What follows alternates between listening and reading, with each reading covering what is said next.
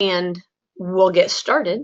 So we are section module 13 this week, which is kind of crazy. I don't know about you guys, but I feel like this semester is flying. So you might have some different thoughts on that, being on that end, but I still think it's going very quickly. So we're at module 13, sections 23 and 24. Sorry, I had a tickle or something there. All right, so two sections, we'll work 23 and 24. What you're going to find with these two sections is that they are very much the same. So they're very interchangeable. It's really like one long section instead of two separate sections in terms of content. We do have an Excel assignment with absolute and relative change. I do not have a video that goes with that because it's primarily just using Excel as a calculator. If you need help, right? So there's not, usually I have an Excel help video. I don't have one. If you need help, shoot me an email. I can make you, a short tutorial type of a thing to kind of get you through. All you have to do is ask. Then you've got your quiz and your discussion board. So it's kind of an easier week, hopefully. Project 3 is being assigned this week as well. I love Project 3. We will talk about that for a little bit at the end, if hopefully we'll have time. We should. Okay, so let's go ahead and jump in. So you'll notice even my title, I'm not even differentiating these sections by title. I'm just throwing them all together because they both deal with absolute and relative change. So do any of you have any idea like the difference or absolute relative change, what they are, anything like that?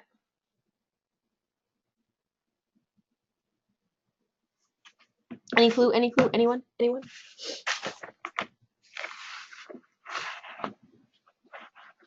Okay, well, I'll take that as a no. So absolute and relative change actually measure the same stuff, and they talk about it in different ways. So when we talk about okay, I hit a button. When we talk about absolute change, we're talking about numbers. So absolute change is the difference. Yeah, Julie, exactly. The difference of two numbers. So difference, remember, in mathematics means to subtract. So we are going to take our new value minus our old value. And as we work through these problems, every time I'm going to ask you to identify what's new and what's old. And we're going to talk about how you can tell from a problem, because there's a number of ways of how you can tell what's new and what's old. But a lot of times you will see me just write n minus o.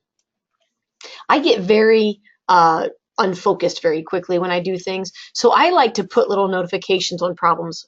So one of those things is when I read a problem that's asking for absolute change, I just write real quick n minus o. It's a quick notation, but it reminds me that the new value always comes first.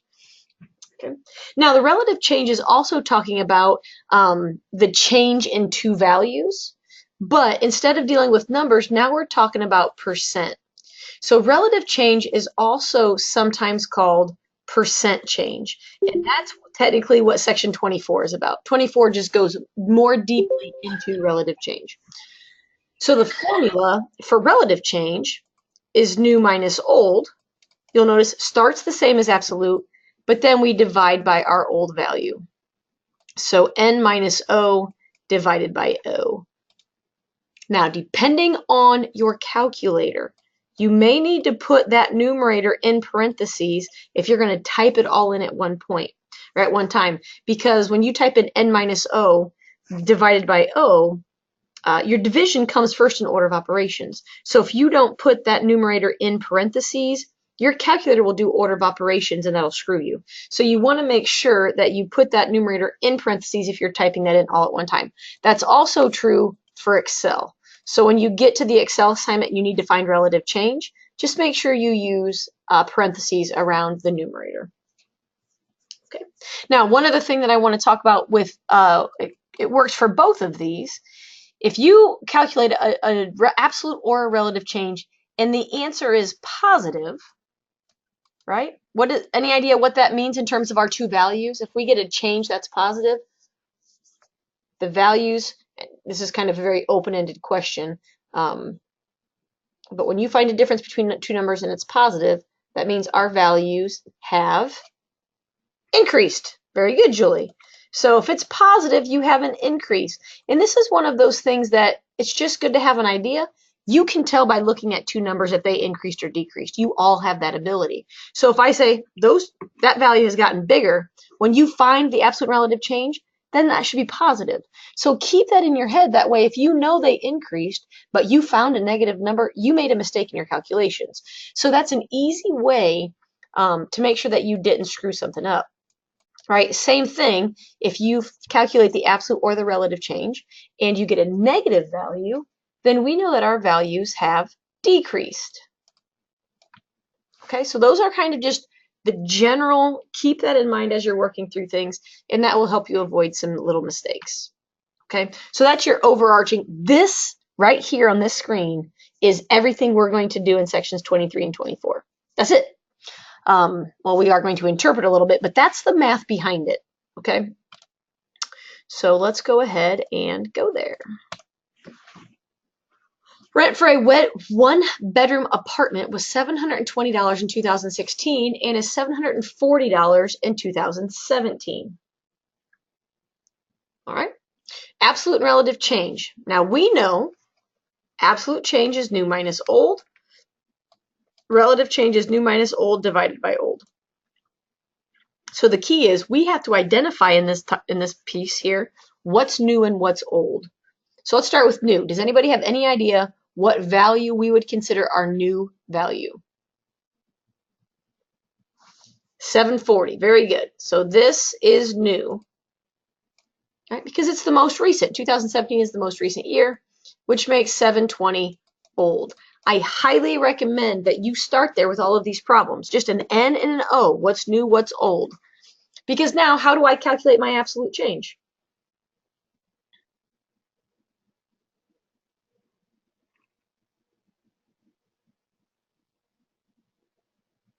We subtract. Yeah, we start with our new value.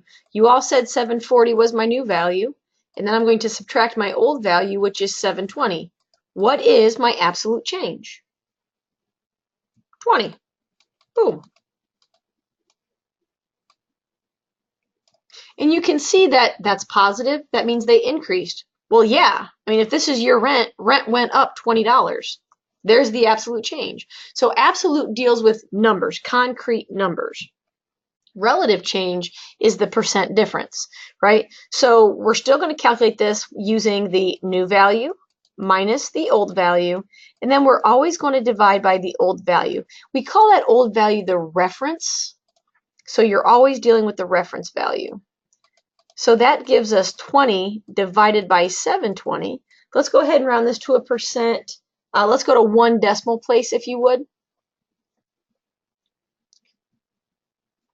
2.8. Good. You guys are on this today. So 2.8% increase. So rent went up $20 in that year, which was a 2.8% increase. I just had a real life example of absolute and relative change last week at the conference that I was at that I missed class for. We were doing a group example, and they were talking about the percents had decreased from one year to the next. And somebody said, well, that went down 4%. And I said, no, it didn't. It went down 4 percentage points. They were talking absolute change. If you want to talk about percent change, I'm like, you have to divide by the reference. They were getting so mad at me because there was a bunch of non-math people, and they were not understanding what I was talking about. So I had to explain the whole section to them, basically. But it matters. There's a difference. And so it's important that, you understand the difference between, and we're going to get to the whole percentage points thing in just a moment, but a difference between absolute and relative change, because they're not the same thing. Okay? All right. Let's go ahead and have you guys try one of these. That's pretty straightforward. We'll get to a little more complicated one in a minute. But Bill's salary was $32,000 in 2002, and in 2010 his salary was $40,500. Go ahead and find the absolute and relative change. I'll go ahead and give you a minute. Brooke, relative change is new minus old divided by old. And we always talk about relative change in terms of percents. So you'll find it as a fraction, and then you'll change it to a percent.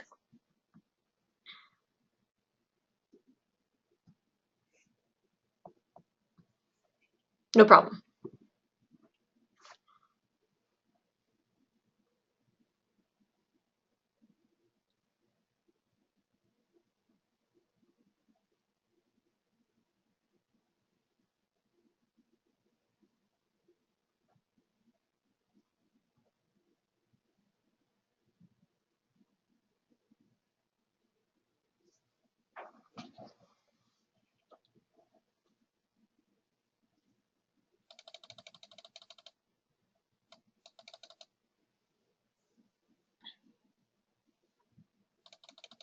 All right, we got some values starting to come into the chat box. So, and I like a lot of things that people are writing, and those are things we're going to definitely talk about here in just a second. Just want to see if anybody else.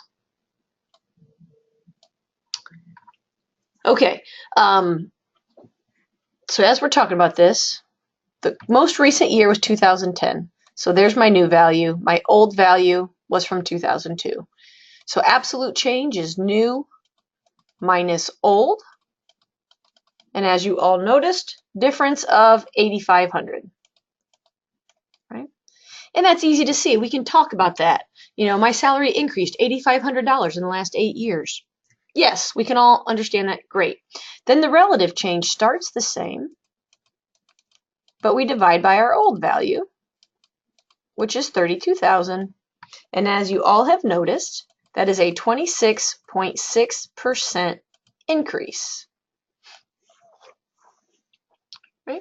So when you talk about in terms of raises, maybe a company says, you know, everybody in the company is getting a 2% raise.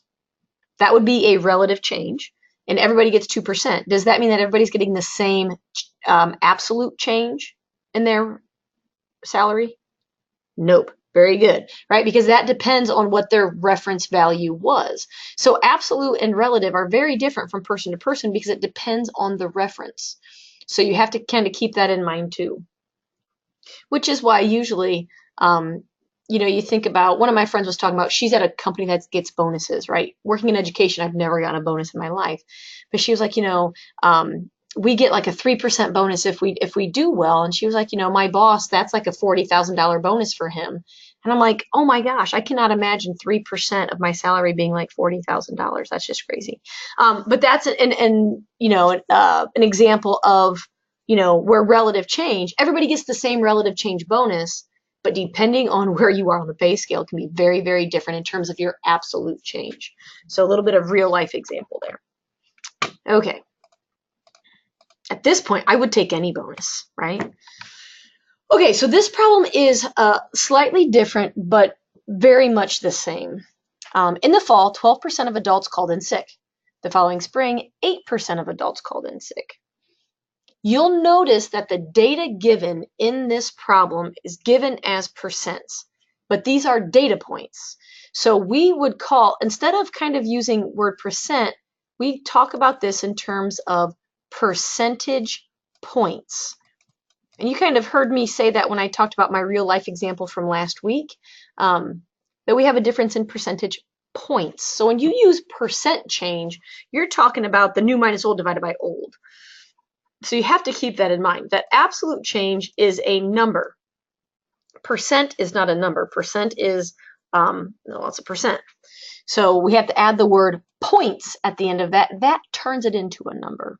So our relative change is still new minus old divided by old. In this particular example, what is my new value and what is my old value?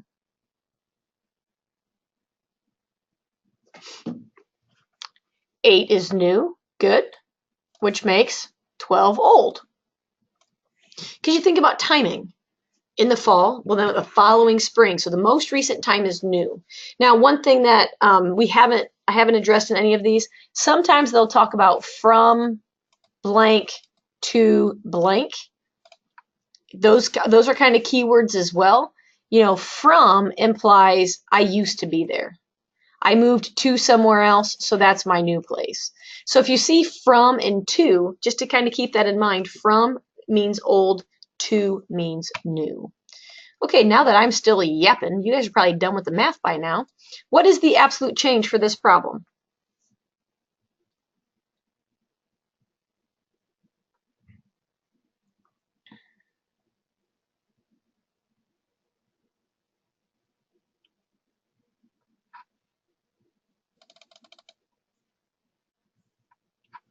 So the absolute change, I would just take 8. There you go, Amanda. Well, Amanda, you're close. There you go. If you and Shannon put your answers together, you're perfect. 8 minus 12 gives me -4. And then there you go. Vanessa put them together. And then you get -4 percentage points. That means from fall to spring, the number of or the percentage of adults that called in sick decreased by 4 percentage points, right? So when I say decreased, right, that implies the negative. So that's something to keep in mind too, because if I was writing this in a sentence, if I wrote decreased 4 percentage points, because I wrote the word decreased, that implies the negative. So if you're writing decreased, you don't also have to add in the negative sign. Does that make sense to everybody? Because if you put decreased and then the negative, now you have 2 negatives. Okay, but we need the percentage points because that tells you that we started with values as percents and we subtracted the percentage points. Now when we go to the relative change, 8 minus 12 divided by 12, now I have negative 4 over 12. What is this as the relative change? Vanessa, I need you to have a little more confidence in yourself. You adding those question marks at the end makes me think you don't believe in yourself. You got to say, yes, I know what I'm talking about. And if you're going to be wrong, just be wrong with confidence. That's really the key to life. Really the key. Okay, because you're correct. So from the fall to spring, the number of adults who called in sick decreased by 33%, right? That's a huge, huge decrease, right? So when you're talking about different things, this is showing the same data. I hope you guys kind of see. I mean, you can see we're using the same numbers, but it sounds very different. You know, we went down 4 percentage points. Well, that doesn't really sound like a lot. But when you say we decreased 33%, that's huge. It's huge. You know, so if you go to your boss and you're like, I want a $6,000 raise, and they're like, well, $6,000 is 12%, or, you know, whatever. Nobody's getting a 12% raise. So sometimes you have to kind of think both ways of what's logical and what makes sense and what works. Because sometimes absolute or relative works better than the other. So you really just have to be aware of what you are dealing with. Okay, any questions over the first 3 examples, which are really kind of the straightforward problems, you know, the straight up finding absolute relative change. Any questions there? This kind of stuff is the first part. Well, actually, it's the majority of your Excel assignment that you're going to do. You're just asked to do it in Excel, so you kind of want to look at that. Okay, if you have questions on that because there's no video, just shoot me an email. All right, so now we're gonna do a little bit more work with percent change, because it's great when a problem is worded like what we just had, right? Those 3 straightforward questions, it makes it a whole lot easier. But unfortunately, as you may or may not know, life is not always so straightforward. So sometimes we're given the percent change and we have to kind of work with that a little bit differently. So I have a lot of words on this slide, and I don't usually like a lot of words, but you know, it is what it is. When we think percent, we should be thinking 100%, right? So I'm hoping that when you guys see a percent problem, you automatically think out of 100. That should kind of be natural at this point. So when we're getting to a problem and you see percent, if you see percent out of 100, you now have half of a proportion, because you can always turn percent problems into proportions. Think back to section 7. Okay, so what I want to do is I want to talk about reference. So we talked about relative change always being referred back to the reference amount, right? The old value in the denominator. Well, when we think about percent, 100 is the reference amount. So, you know, when I just say 12%, well, that's 12 over 100. So let's go down here to my circled in yellow problem where I say 20% more. I don't even need anything else at this point. If I'm just talking about 20% more, if my reference is 100, what is 20% more than my reference? 120. Exactly. And now we would assume there's more to a math problem than those 2, you know, that number and a word. Now we have half of a proportion, and we can think part to whole. And whole does not get crossed. And then we can set up a proportion and we can solve. Okay, so any words that imply getting bigger, more than, greater than, increased by, anything that implies getting bigger, you're going to add that to 100 to get your numerator. Now, in similar fashion, as we move down here to the bottom in pink, 35% less. Okay, so again, let's think we're talking about percent, so my reference is 100.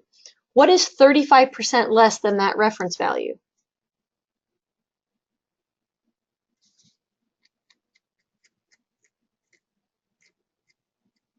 65, exactly. Because if 100 is your reference and you're getting smaller than that, you're just going to subtract. So just like up here where we took our reference and we got bigger, when you're at less than decreased by, nothing else is coming to mind right now, you subtract from 100. And again, you have part to whole. Now we can set up a proportion. So if you don't have a problem that is straightforward, like the ones we just had, you're going from this value to this value, you might have to think in terms of percents are out of 100. What does this more or less mean? And go from there. So of course we're going to do some problems here. Number 4, there are 25% less students in math classes when compared to English classes, where there are 800 students enrolled. How many students are enrolled in math? And the answer is not nobody cares, so don't even say it. All right. Any idea where you would start here?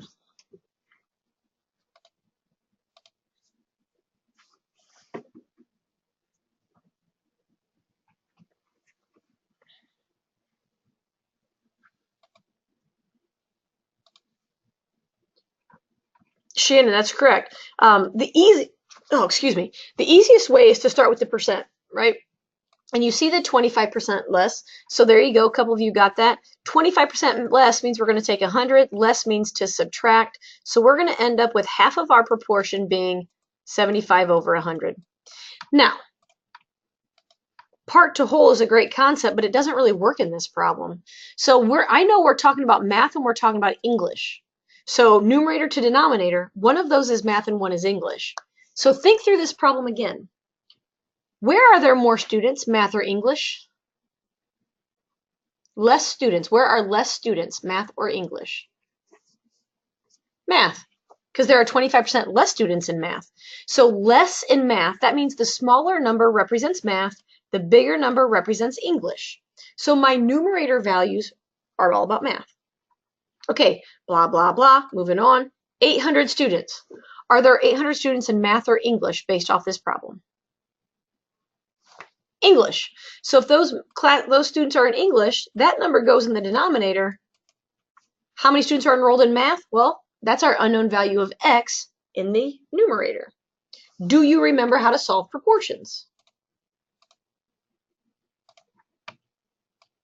Cross multiply. It's been a while, but hopefully that's not too rusty. 100x equals 75 times 800. Divide both sides by 100. How many students are enrolled in math? 600 students. Yep.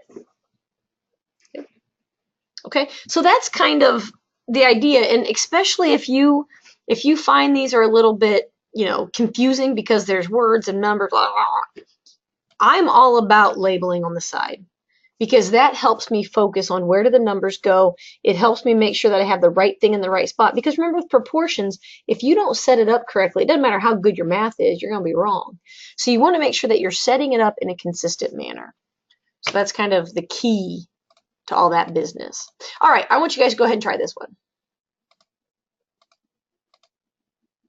I'm going to give you a minute or so.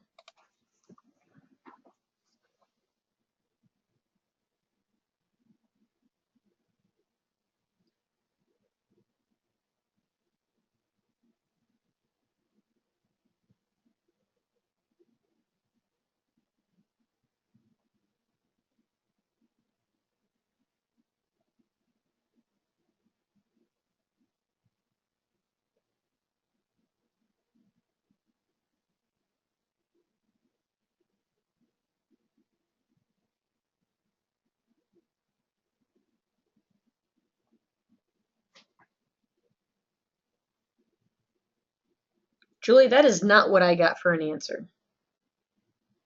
That doesn't mean you're wrong, but that's not what I got.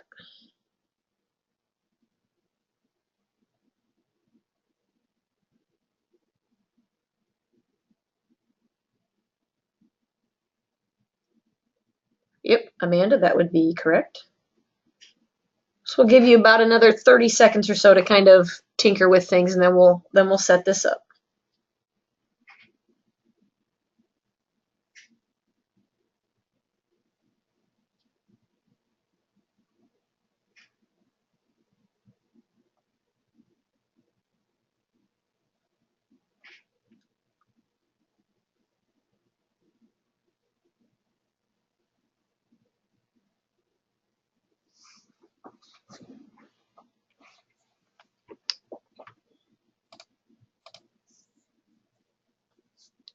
Okay, we're having some number issues here. What did we start with? Where did you start?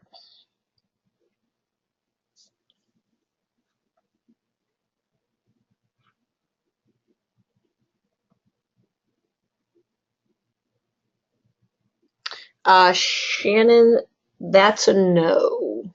So 15% more is correct, right? So dealing with that, but it's more than Tina's garden. You have it 15% more than Sarah's garden. That's not how it works. Relative change is not additive.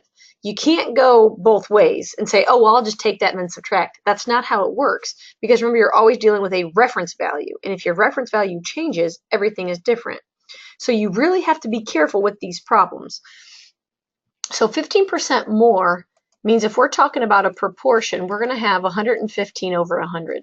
Now, who has more flowers, Sarah or Tina? Sarah has more. So the higher number is Sarah, and the smaller number is Tina. Okay, so Sarah has 120 flowers. That goes here. How many does Tina have?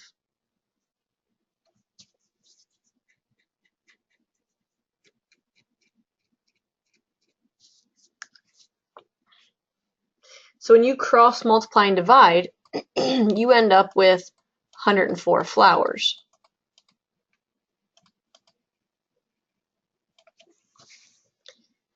And you can do this with equations, but it's a whole lot more difficult. You have to be very, very, what's what I'm looking for?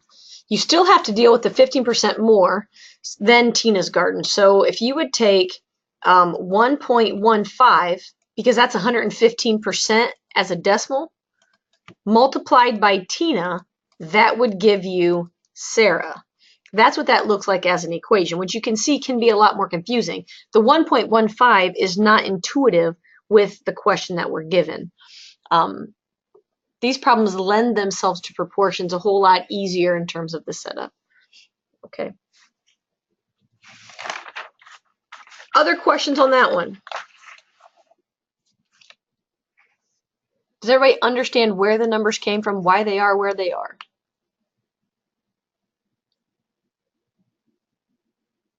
Okay, so now our next example is going to actually show. So I just made the comment, that relative change is not additive, meaning if you get a 15% raise, this is our problem, and then you take a 15% pay cut, that's not the same because those have different reference values. It's just like if we work in different jobs, make different money, and you get a 10% raise and I get a 10% raise, those are different, right? Because they have different reference values. So you have to make sure you're very, very careful with relative change because it's not logical. When you think about things, you're like, oh, that's how it should work. That's not how it works. Absolute change is like that. It's very straightforward. If I give you $2 and then you give me $2 back, we're back to where we started. But if I give you 2% what's in my wallet and then you give me 2% of what's in my wallet, those are different values because it's all about reference. Okay, now that I've completely confused you because I'm talking randomly, let's check out this problem. Stan earns $18 an hour. Part A, he gets a 15% raise. How much is he earning now? And I want you to set this up with a proportion. I'm going to try to be picky because I want to make sure we really understand what's going on.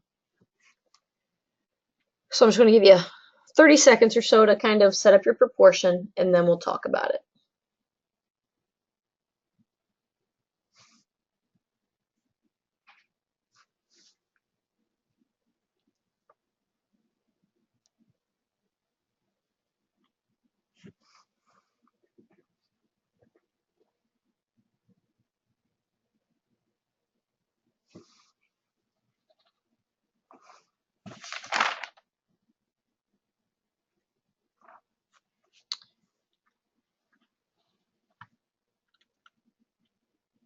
Okay, if you get a 15% raise, what does that look like in terms of a ratio? Like when we start to set up our proportion, what does that 15% raise give us? There you go, Vanessa. Perfect. 15% raise means it's bigger, right? So 100% is what he was earning before the raise, and 115 is what he's earning now. So before the raise, he was earning $18. After the raise, as somebody, Amanda typed in there, $20.70. So that's what he's earning now. So now Stan goes to work. He's making $20.70 an hour. Life is good. And then all of a sudden, months later, they say, hey, we're in Part B now. Times are tough. So we've got to take the raise away. So everybody is now losing 15%. So yep, Vanessa, you're on it because it's a pay cut. Now we're subtracting from 100. So our ratio is 85 over 100. So 100 is before the cut. 85 is after the cut. So before the cut, he was making $20.70. After the cut, as you guys have typed in, he's making $17.60. What's wrong with this picture?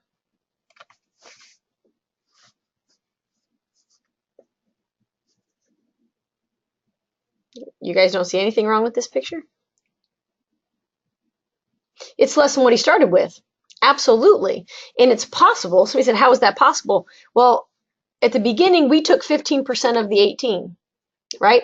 In the second part, we took 15% of 20. So because you're taking the same percentage but of a bigger number, he lost more money than what they gave him originally. So he ends up losing out of that deal.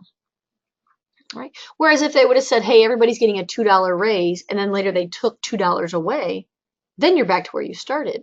So you do have to be careful with this whole percentage business. So real life example of this. I have a friend who teaches in Northwest Community Schools in Fort Wayne. And about, I don't know, 8 years ago or so, they brought all the faculty, all the teachers into a room and said, we're either going to have to cut 2 positions or everybody in this room has to take a 2% pay cut. So 2% is different for everybody because it depends on your pay. So they unanimously voted to take a 2% pay cut so that nobody lost their jobs. Okay, great. So everybody took a 2% pay cut. And then like 5 years later, when they finally balanced their budget and everything was good, all of the teachers got 2% back. Are they back to where they started? No, is absolutely correct. Because when they got that 2% back, they were making less money. So 2% of a smaller number is smaller. So even though they got a raise, and they were, thankful to have a raise, but they're still not back to where they were before all of that happened. So you gotta, there's nothing, if they wanted to keep their jobs, there's nothing they could do about it, but it still sucks. So just kind of keep that in mind as you're thinking through things, because relative change, it all depends on where you're starting, right? Your reference value makes a huge difference. Huge difference. Okay. So let's go ahead and try this one. You guys try this one.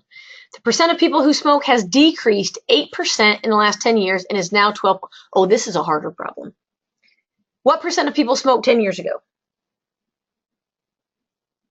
I guess it's not that hard. You can do it. You guys try this one. I'll give you a minute or so. Yeah. Okay, so where did you start? A lot of numbers in this problem. And a couple different percents. So remember that when we're talking the reference out of 100, yeah, Shannon, perfect. You have to find the relative change because the relative change is the percent change. And so the key word here is decreased. It decreased 8%, so this is our relative change. So because it decreased, as Shannon made note, we're going to subtract from 100. So my ratio is 92 over 100. What's the other ratio look like?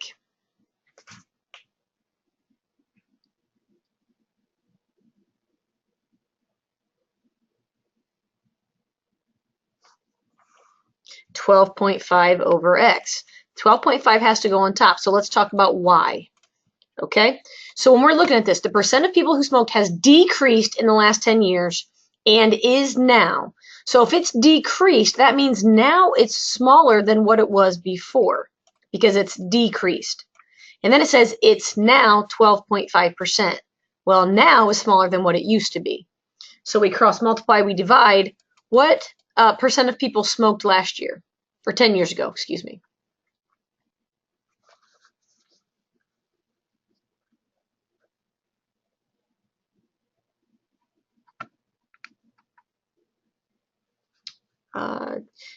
Nope. Good job catching yourself. 13.6. Yep. And this is percent because we're talking about percentage points here, right? So, and so after you do these problems, go back and reread it. The percentage of people who smoke has decreased in the last 10 years. It's now 12.5%. Well, if it's decreased, then 10 years ago it should be a bigger number because it's gone down.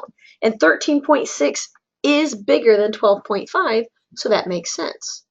So you can see in this problem, they gave us a relative change of 8%. But after we're done, look at this. The difference between, changing color for effect, the difference between what it was before 13.6 and 12.5, there's only a 1.1%, right? So these are percentage point. It only dropped 1.1 percentage point. But that's an 8% decrease, which is huge, right? I'm going to put negatives in front of these because they're huge. So depending on how you're talking about this, if you're talking about how too many people smoke, this is your argument. You're trying to go in front of Congress and yell about people smoking.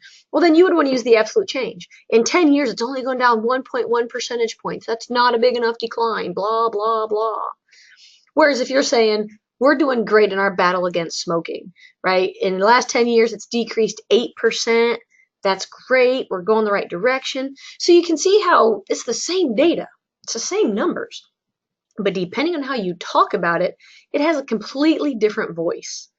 And that's the beauty of mathematics, is that you can make it sound however you want to. Well, I guess it's a blessing and a curse, really. So, yeah. Okay, that's all I have for this section. Are there any questions about absolute or relative change?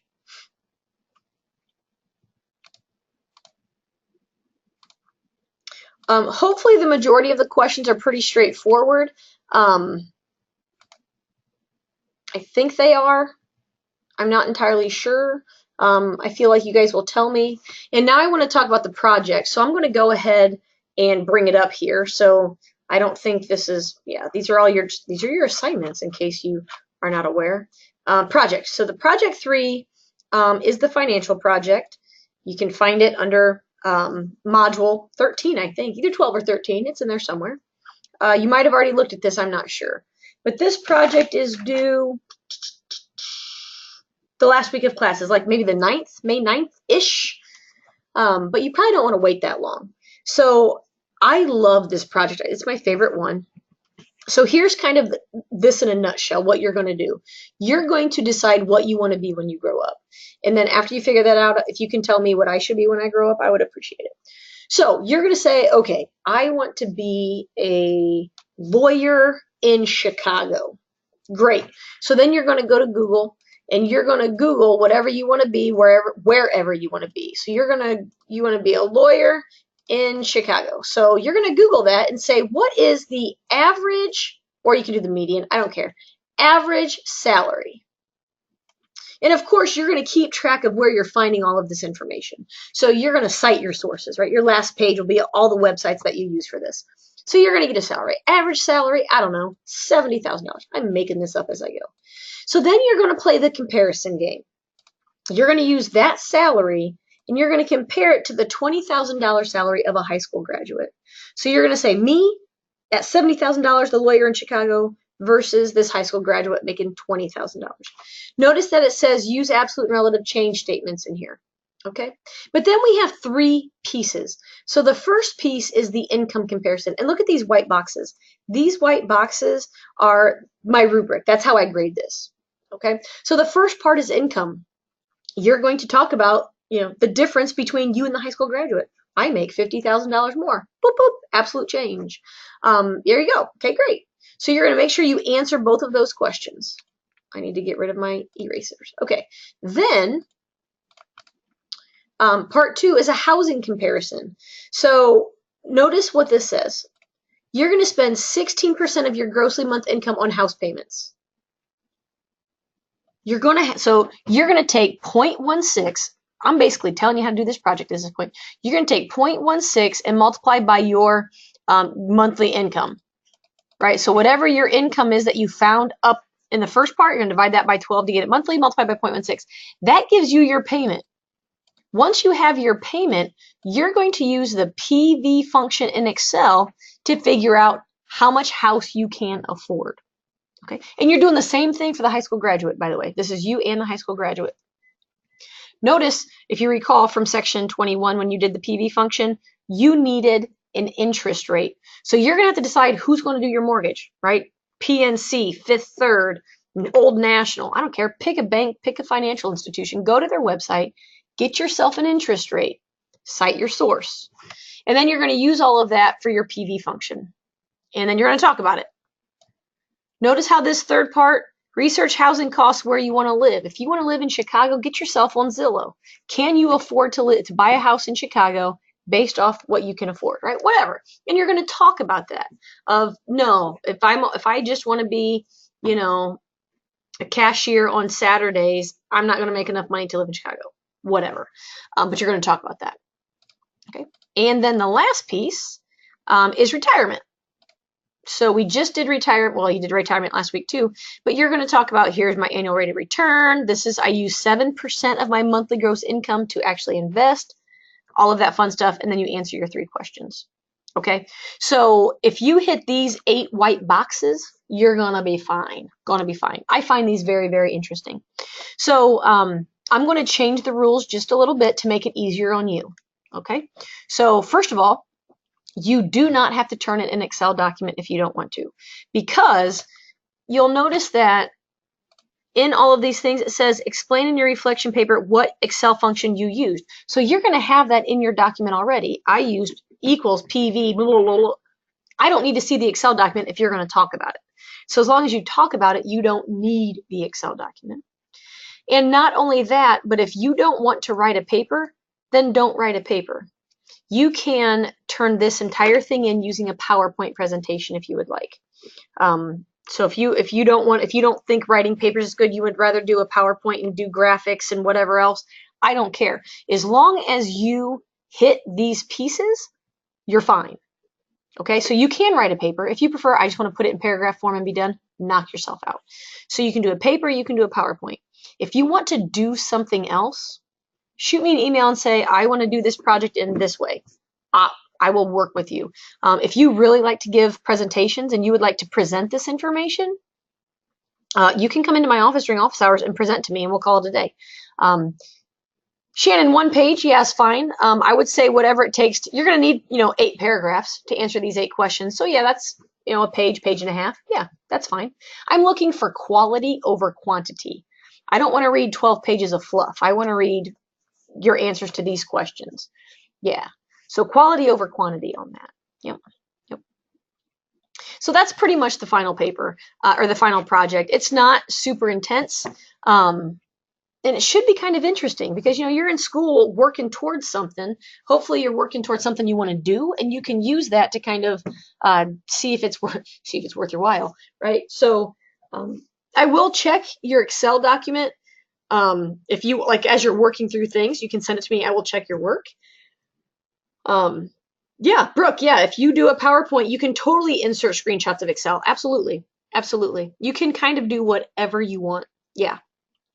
Because, I'm looking for information. Do you know how to find this information is one thing. And then, you've already written 2 papers for me. So I'm okay if you kind of do this project in a little bit different way. Yeah. And if you have other questions on that as you move forward, just shoot me an email and we'll talk about it. Totally willing to kind of negotiate how this project is done. So there you go. Okay, does anybody have any other questions at this time? Otherwise, I believe we are done for today. Also, remember, you can start taking the Review 3 quiz at any point in time to kind of start prepping for that 3rd exam, because the 3rd exam is over everything. You're going to have Unit 1 and 2 material on that as well. So yeah, Amanda, you can totally use your imagination.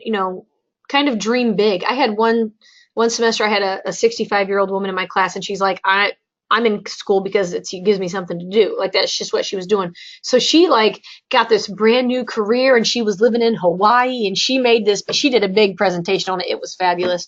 So yeah, you can kind of make this whatever you want it to be. Absolutely. Absolutely. Make it your own. Yeah. Yeah. But anyway, back to the review quiz. You can take it as many times as you want, and because it's over units 1, 2, and 3, we haven't used unit 1 material in a while. So you might want to start taking that just to kind of see where you're at. You can do bits and pieces or whatever. It's up to you, but we're getting there. 3 weeks and we're done. So pretty exciting. Okay, we are done. Go off and do math. And if you have questions, you know where to find me. So keep the questions coming. And have a great day. Have a great week. And I will see you next Wednesday.